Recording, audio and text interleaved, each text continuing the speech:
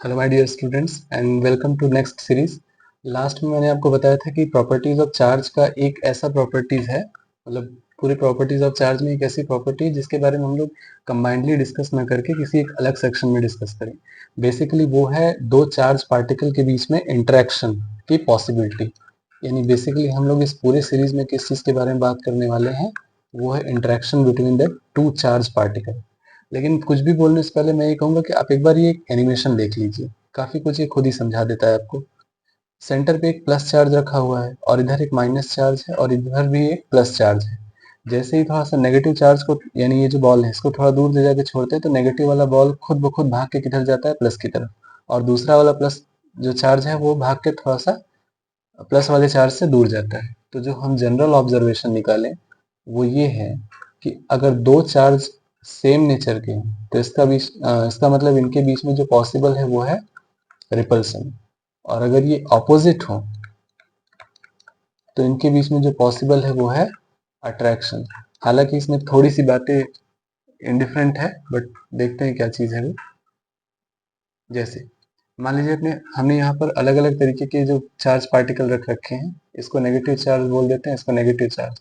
तो same nature का charge मतलब इसके बीच में क्या पॉसिबल हुआ, रिपल्सन पॉसिबल हुआ। ये हो गया रिपल्सन। सिमिलरली ये हो गया नेगेटिव चार्ज और ये हो गया एक पॉजिटिव चार्ज, तो इनके बीच में जो है वो होगा अट्रैक्शन। सिमिलरली प्लस प्लस मतलब, सॉरी, प्लस प्लस मतलब ये भी हो गया कैसा,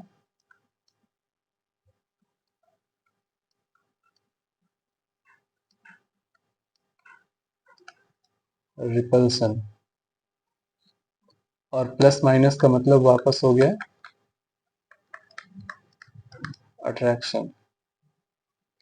तो जो जनरली हम लोग इसको बोलते हैं, ये बोलते हैं कि ये जो प्लस माइनस वाले हैं ये दोस्ती वाले पेयर हो गए, और जो रिपल्सिव पेयर हो गए वो हो गए दुश्मनी वाले पेयर। ये दोस्ती और दुश्मनी वाला टर्म थोड़ा सा हमें आगे चल के हेल्प करेगा, बट जो जनरल बात ऑब्जर्व करने वाली ये है कि प्लस प्लस के बीच में रिपल्सन पॉसिबल, माइनस माइनस के बीच में रिपल्सन पॉसिबल, और प्लस माइनस के बीच में अट्रैक्शन पॉसिबल। तो लेकिन उसके पहले हम लोग आगे बढ़ने से पहले मैं चाहता हूँ कि आप एक बार ये वीडियो देख लीजिए। और ऊपर का जो लाइन लिखा हुआ है, repulsion is the true test of charge, actually होता ये है कि हम सिर्फ रिपल्सन के बेसिस पर ही ये तय करते हैं कि चार्ज एग्जिस्ट कर रहा है। और ये एक बहुत पुराना इलेक्ट्रोस्कोप बोलते हैं इसको, बेसिकली इलेक्ट्रोस्कोप, मैं यहाँ इसका नाम लिख देता हूँ, it's a electroscope. Electroscope, it is a device used to check the presence of charge. Device used to check the presence of charge। तो मैं कुछ भी बोलूं इससे अच्छा आप ये वीडियो देखिए, ये आपको खुद ही समझा देगा बहुत कुछ।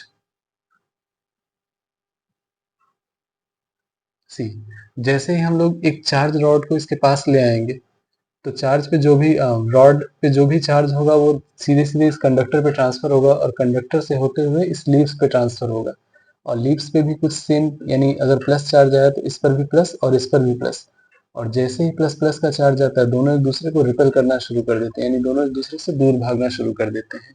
दैट मीन्स ये हुआ कि रिपल्सन के थ्रू हम ये पता लगा सकते हैं कि हाँ, सिस्टम में चार्ज एग्जिस्ट करता है या नहीं करता है। एक्चुअली होता ये है कि एक कहना ये है कि अपोजिट चार्ज में अट्रैक्ट ईच अदर। में अट्रैक्ट मतलब वो एक दूसरे को अट्रैक्ट कर भी सकते हैं और नहीं भी कर सकते हैं।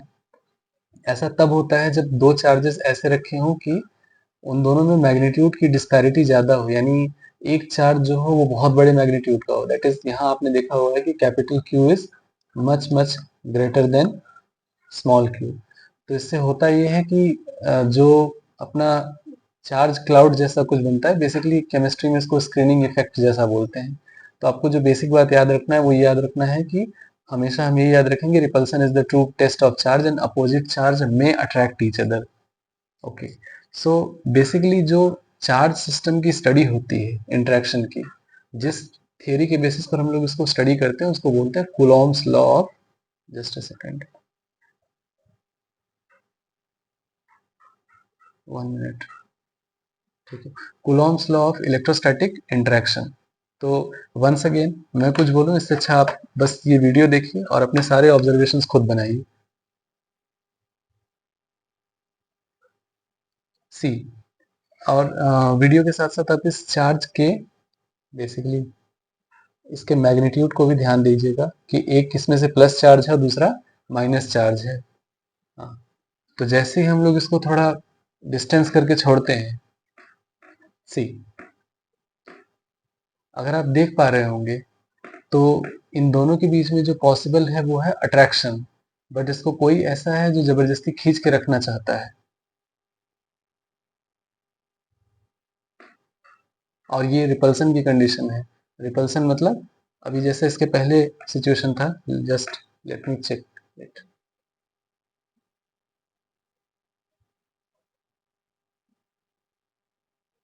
ओके, ये कंडीशन, इस कंडीशन पे माइनस चार्ज है।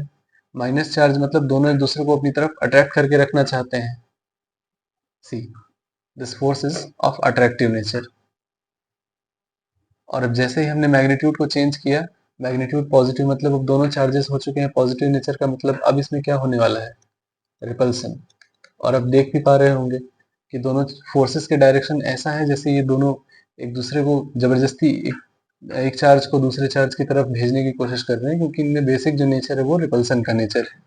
That's a general thing that we have to understand. और सेम वही रिप्रेजेंटेशन है बट थोड़ा सा और ये एटॉमिक स्ट्रक्चर लेवल पे है। अगर आप चाहें तो देख सकते हैं कि एटम के बीच में कैसा तनाव या कैसा एक स्ट्रेस जैसा कुछ क्रिएट होता होगा। बेसिकली अभी जो हमने चार्ज लिया हुआ है वो कैसे लिया हुआ है, एक नेगेटिव और दूसरा पॉजिटिव। तो जब नेगेटिव या पॉजिटिव है तो इन दोनों के बीच में क्या पॉसिबल है, अट्रैक्शन। और वो आप देख भी पा रहे होंगे कि ये दोनों चार्ज एक दूसरे की तरफ भागना चाहते हैं, यानी ये वाला चार्ज इसकी तरफ भागना चाहता है और ये वाला चार्ज इसकी तरफ भागना चाहता है। This is known as the attractive force. तो बेसिकली इस पूरे लॉ को लिखने वाला जो आदमी था उसका नाम था, अब नाम से क्या लेना देना, बस इनका नाम याद रखना है कि इनका नाम कुछ कूलम जैसा था, बट जो भी है अपने को उससे कोई बहुत लेना देना नहीं है, बट यही है आदमी, इसी ने पूरे लॉ को डिस्कवर किया हुआ है।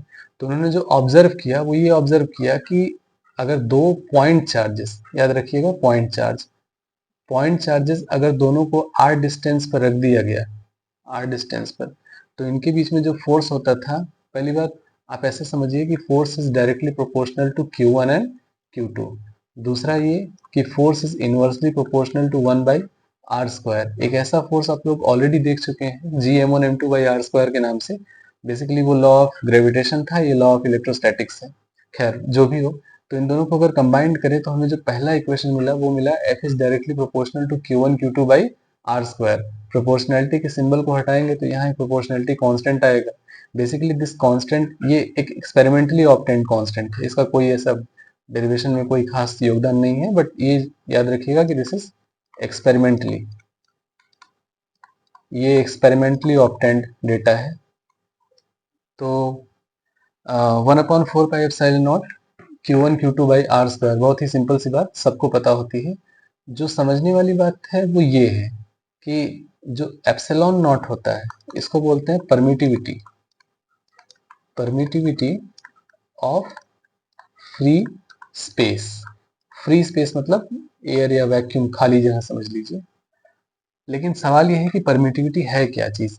ये तो परमिटिविटी एप्सिलॉन नॉट मतलब परमिटिविटी किसकी है, फ्री स्पेस की।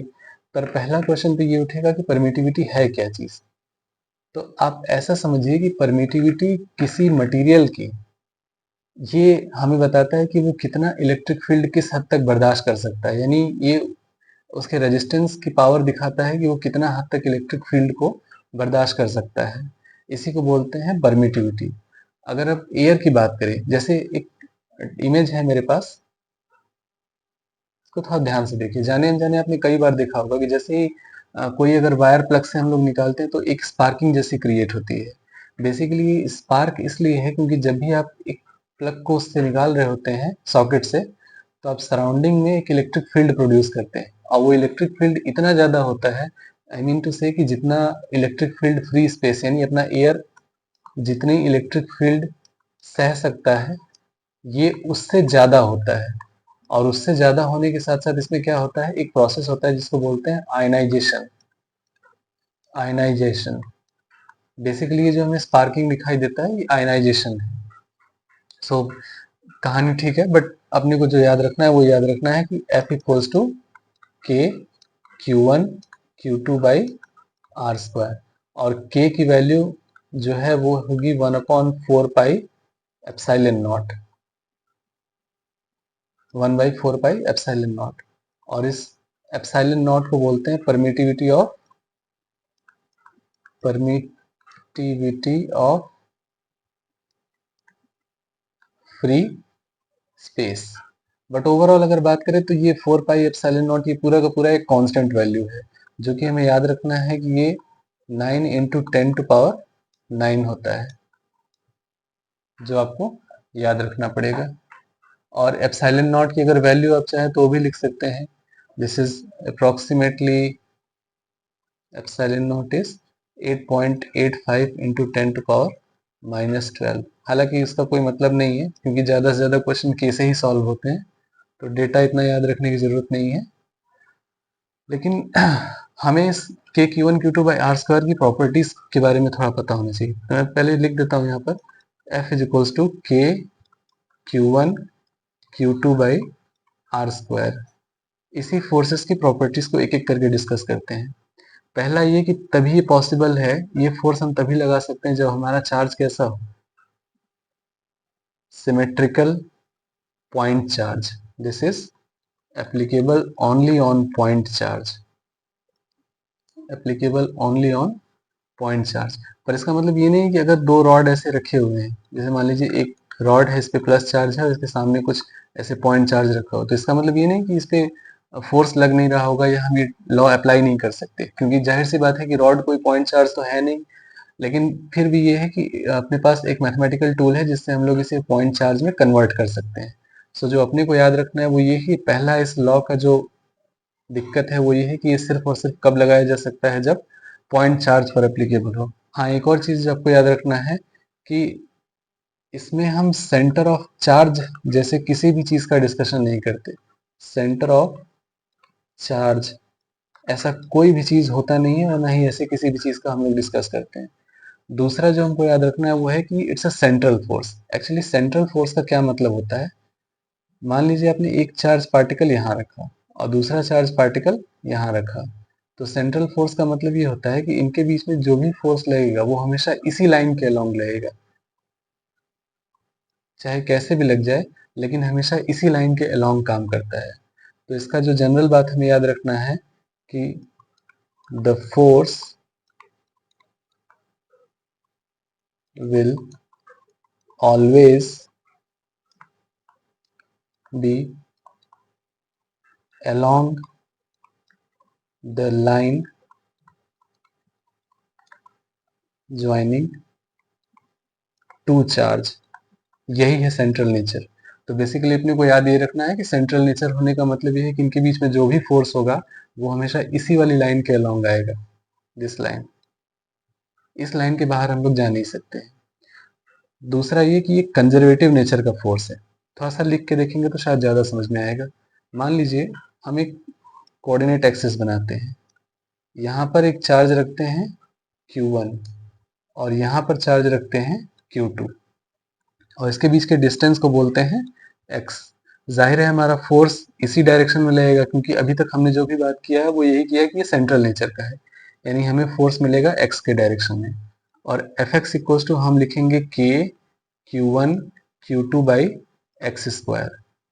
थोड़ा सा भी अगर आपको याद हो वर्क फॉर एनर्जी, तो हम ये देख पा रहे हैं कि x डायरेक्शन में लगने वाला फोर्स x पे डिपेंड कर रहा है और ये इसे बनाता है एक कंजर्वेटिव नेचर का फोर्स। यानी बेसिकली अपने को ये समझना है कि जो k Q1 Q2 by are square है, it's a conservative nature of force. तो अगर आप एक्शन रिएक्शन पेयर को थोड़ा सा एक्चुअली एक और इस पूरे लॉ की खासियत ये होती है कि it behave like an action reaction pair. तो पहले तो मैं आपको ये बता दूं कि एक्शन रिएक्शन पेयर दो अलग अलग बॉडीज पे काम करता है। आप इस सिमुलेशन को एक बार ध्यान से देखिए। Basically it's a graphical animation जो आपको काफी कुछ समझा देगा। Just a second, let me help you to understand this. पहला, बेसिकली हमने दो पॉइंट चार्ज रख लिए, पहला एक पॉजिटिव और दूसरा पॉजिटिव। बस ये जानने के लिए कि एक्शन रिएक्शन पेयर का बेसिक मतलब ये है कि अगर आप दो चार्ज रखें यहाँ, तो इसका मतलब अगर ये प्लस है और ये भी प्लस है, जैसा हमने इस डायग्राम में लिया हुआ है या इस वीडियो में लिया हुआ है, तो ये दोनों बिहेव करते हैं एक दुश्मनी वाले पेयर की तरह। बेसिकली इनके बीच में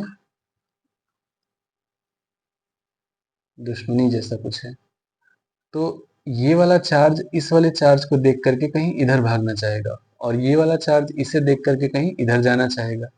यानी जो बेसिक बात अपने को समझ में आया वो ये हुआ कि ये दोनों एक दूसरे से दूर भागना चाहेंगे। यानी अगर मैं इसको नाम दे दूं 1 और इसको नाम दे दूं 2, तो हम ये कहेंगे कि this is force on 2 due to 1 and this is force on 1 due to 2। But practically force on 1 due to 2 equals to force on 2 due to 1। इसका मतलब इन दोनों चार्ज पार्टिकल पे जो फोर्स लग रहा है वो कैसा है, इक्वल है। और यही इसे बनाता है क्या, एक action reaction pair. So basically के Q1 Q2 by are square की एक और जो खासियत हुई वो ये हुआ कि ये एक एक्शन रिएक्शन पेयर है। और आप ये वीडियो एक बार ध्यान से देखिए। दो चार्ज पार्टिकल को हमने रख दिया और दोनों का नेचर प्लस ही है। और इसके बाद एक टेस्ट चार्ज को लेके जाते हैं इसको समझने के लिए कि डायरेक्शन ऑफ फोर्स क्या होना चाहिए।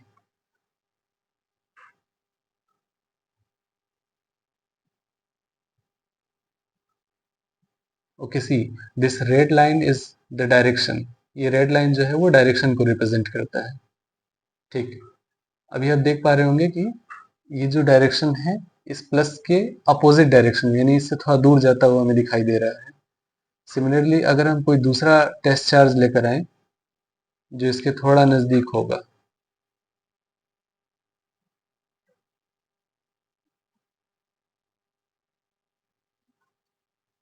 यस, सी, ठीक, अगर आप देख पा रहे होंगे तो ये दोनों फोर्सेस यानी इधर की तरफ और इधर की तरफ, जैसा इस डायग्राम में मैंने आपको दिखाया। तो बेसिकली ये एक एनिमेटेड सिमुलेशन है जो आपको थोड़ा सा प्रैक्टिकल व्यू या इसका ग्राफिकल व्यू विजुअलाइज करने में हेल्प करता है। ठीक, तो ये हो गया अपना एक्शन रिएक्शन पेयर। और एक चीज और समझिए कि एक्चुअली जो F equals to K Q1 Q2 by are square है, ठीक है। तो ये सब कुछ ये दिखा दिया कि हाँ ये चीज ऐसा है। जो लास्ट वाला डायग्राम आपने देखा होगा वो ये देखा होगा कि जब ये हम इसके नजदीक आते हैं तो ये फोर्स बहुत एक्सट्रीमली अमाउंट, यानी वो जो रेड कलर की लाइन थी वो बहुत ज्यादा लंबी आ रही थी, यानी बहुत इनफाइनाइट लेंथ की आ रही थी। ऐसा क्यों हो रहा था, थोड़ा सा इसके ग्राफिकल, हालांकि मैंने इसमें अलग से कहीं मेंशन नहीं किया तो हम लोग यहीं पर देख लेते हैं इसको। अगर आप इसमें आर की वैल्यू को 0 इनपुट करोगे तो आप ये पाओगे कि F इक्वल्स टू समथिंग यानी के Q1 Q2 बाई 0 का square. Basically this will tends to infinite. इसीलिए जब आप बहुत नजदीक होंगे इस चार्ज पार्टिकल के तो जो आपको फोर्स एक्सपीरियंस होगा वो होगा इनफाइनाइट। और बहुत दूर चले जाएं, जैसे वो देखे होंगे आपकी, जैसे जैसे हम दूर जाते हैं तो अपना लेंथ, वो जो मैग्नीट्यूड का लेंथ होता है वो थोड़ा शॉर्टर होता जाता है। कारण क्या है कि अगर आप आर की वैल्यू इनफाइनाइट रख दो तो फोर्स कितना हो जाएगा, जीरो, क्योंकि समथिंग बाय इनफाइनाइट वैसे भी जीरो हो जाता है।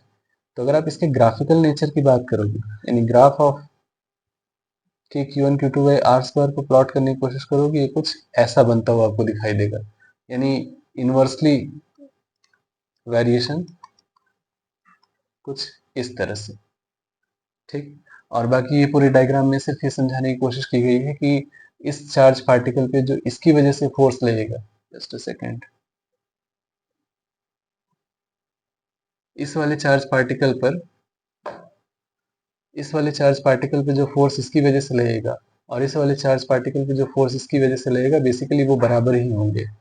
तो मैग्नीट्यूड सिर्फ लिखना है तो मैग्नीट्यूड लिखते समय जो हम याद रखेंगे वो ये होगा कि फोर्स का जो मैग्नीट्यूड है वो होगा के Q1 Q2 by are square, और इसका मैग्नीट्यूड लिख लेंगे ताकि कोई डायरेक्शन का कोई टेंशन ही ना रहे, क्योंकि जो ये फोर्स है तो फोर्स हमेशा एक वेक्टर क्वांटिटी होता है, तो वेक्टर क्वांटिटी को एक्सप्लेन करने के लिए हमें डायरेक्शन की जरूरत पड़ेगी। लास्ट ये है कि ये प्रिंसिपल ऑफ सुपरपोजिशन को फॉलो करता है।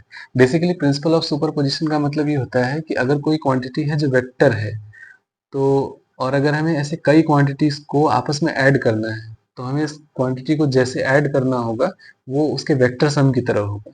मतलब आप ये समझिए कि अगर एक सिस्टम में बहुत सारे फोर्सेस काम कर रहे हैं, F1, F2, F3 या F4, तो अगर आप F नेट लिखना चाहते हैं तो आप लिखेंगे vector F1 plus vector F2 plus vector F3 plus vector F4। But ये थोड़ा सा कॉम्प्लिकेटेड स्टेटमेंट है। रियल बात ये है कि अगर इसको डायग्राम के माध्यम से समझना चाहते हैं तो आप ऐसे समझिए कि एक हमने ट्रायंगल कंसीडर किया जिसका साइड ए है और इसके कॉर्नर्स पे हमने चार्ज रखे, जस्ट अ सेकेंड, कॉर्नर्स पे जो हमने चार्ज रखे वो कितना, वो रखा कैपिटल क्यू और कैपिटल क्यू। किसी एक पॉइंट को कंसीडर करते हैं। अगर आप इस पॉइंट को यानी अपना ऑब्जर्वर हम कहाँ सेट करते हैं, यहाँ पर, यहाँ रख लेते हैं ऑब्जर्वर। तो अगर आप यहाँ ऑब्जर्वर रखेंगे तो आप ये पाओगे कि इस पर्टिकुलर पॉइंट पर दो चार्जेस की वजह से फोर्स लगेगा। पहला इसकी वजह से, पहला तो इसकी वजह से और दूसरा इसकी वजह से। जैसा हमने बताया कि इसकी वजह से और इसकी वजह से जो फोर्स, यानी एक इसकी वजह से और एक इस वाले चार्ज की वजह से जो फोर्स लगेगा वो कहीं ना कहीं, अच्छा दोनों प्लस ये भी है प्लस ये भी है, इसका मतलब इसके बीच में जो पॉसिबल है वो है रिपल्शन।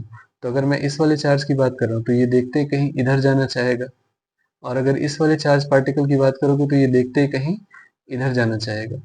तो बेसिकली अगर आप सपोज करो कि ये फोर्स F1 है और ये फोर्स F2 है, सॉरी F2, तो इसको हम लोग F2 लिख देते हैं और इसको F1 लिख देते हैं। तो अपना जो रिजल्टेंट होगा वो कहीं इधर होगा, that is F net equals to under root F1 square plus F2 square plus 2 F1 F2 cos theta. Getting my point? ठीक। दूसरा, तो थोड़ा सा इसके आगे अगर और बढ़ेंगे आप तो एक चीज जो नोटिस करने वाली है वो ये है कि ये एक स्ट्रांग फोर्स है। अब स्ट्रांग फोर्स का जो बहुत, हालांकि ये अपने कोई बहुत काम का पॉइंट नहीं है बट फिर भी हमें थोड़ा जान लेना चाहिए। जैसे मान लीजिए अगर आप कभी कंपेयर करें, ये कंपैरिजन इसलिए हो रहा है क्योंकि हमने सेंट्रल नेचर के दो फोर्सेस देखे अपने सिलेबस में। पहला F equals to G M1 M2 by are square, और दूसरा जो हमने देखा वो था K Q1 Q2 by are square. Basically ये दोनों एक ही जैसे हैं, मतलब directly proportional to M1 M2 and inversely proportional to R square, directly proportional to Q1 Q2 and inversely proportional to R square. दोनों के ग्राफिकल नेचर और वेरिएशन बिल्कुल सेम है। बट अगर आप इसको नाम दे दीजिए, दैट इज Fg, और दिस इज F इलेक्ट्रोस्टैटिक्स, और अगर आप F electro by F gravitational consider करने की कोशिश करेंगे, यानी दोनों का रेशियो निकालेंगे, तो ये आपको लगभग 10 टू पावर माइनस 38 या 10 टू पावर माइनस 39, सॉरी इलेक्ट्रोग्रेविटी, ठीक, कुछ इतने ज्यादा ऑर्डर का देखने को मिलेगा। दैट सिंपली प्रूव्स कि अगर आप दो पॉइंट चार्जेस के बीच में इलेक्ट्रोस्टैटिक फोर्स निकालोगे तो this will be much much greater than F gravitation. ठीक है। दूसरा, ये मीडियम पे डिपेंड करने वाला फोर्स है, सॉरी इसका मतलब हम लोग नेक्स्ट पार्ट देखते हैं इसका, कि जो F equals to K Q1 Q2 by are square force है, ये मीडियम पे डिपेंड करने वाला फोर्स है। यस, क्योंकि हमने K की जगह क्या लिखा था, 1/4 पाई एप्सिलॉन नॉट, यानी दो चार्जेस जो Q1 और Q2 पर Q1 और Q2 r डिस्टेंस पर सेपरेटेड थे। बेसिकली ये जिस मीडियम में रखे हुए हैं वो कैसा मीडियम है, वैक्यूम या फ्री स्पेस, फ्री स्पेस। तो हमने एक टर्म इंट्रोड्यूस किया एप्सिलॉन नॉट।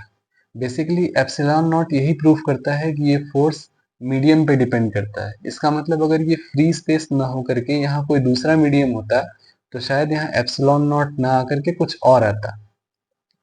तो देखते हैं क्या असर पड़ता। मान लीजिए एक जनरल बातें कंसीडर करते हैं, जैसे हम लोग थोड़ा सा एनालिटिकल वे में देखेंगे ताकि हमें दोबारा कभी याद करने की से जरूरत ना पड़े। तो जो हमें समझना होगा वो ये कि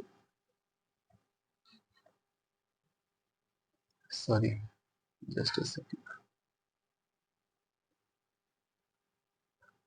F equals to K Q1 Q2 by are square. ठीक, तो इसको थोड़ा सा ना हम लोग अपनी भाषा में लिखते हैं।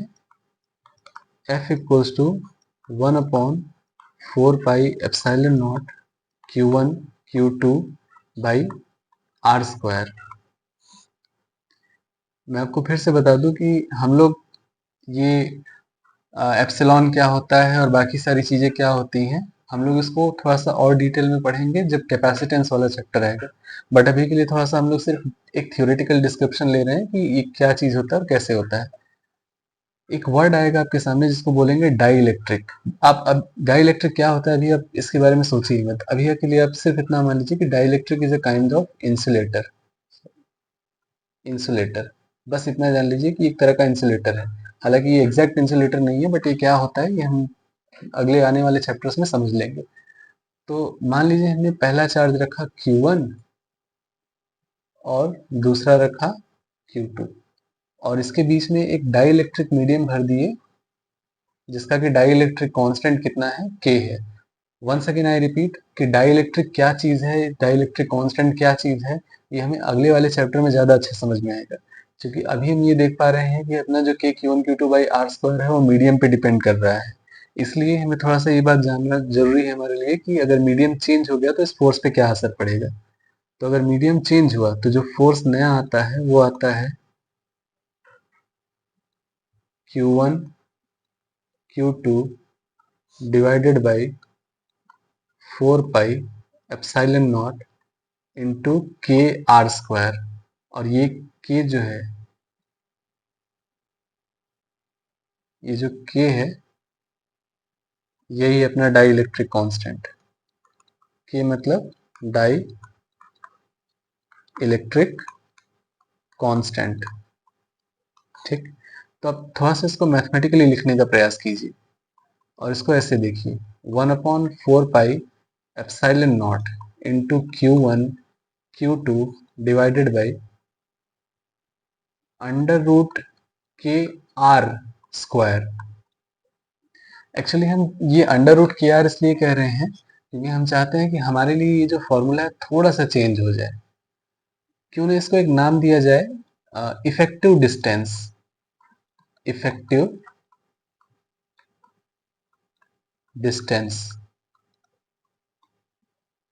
एक्चुअली हो ये रहा था कि इसके पहले जब स्पेस था तो आप मान लीजिए कि यहाँ पर जो k की वैल्यू थी वो कितनी थी, 1।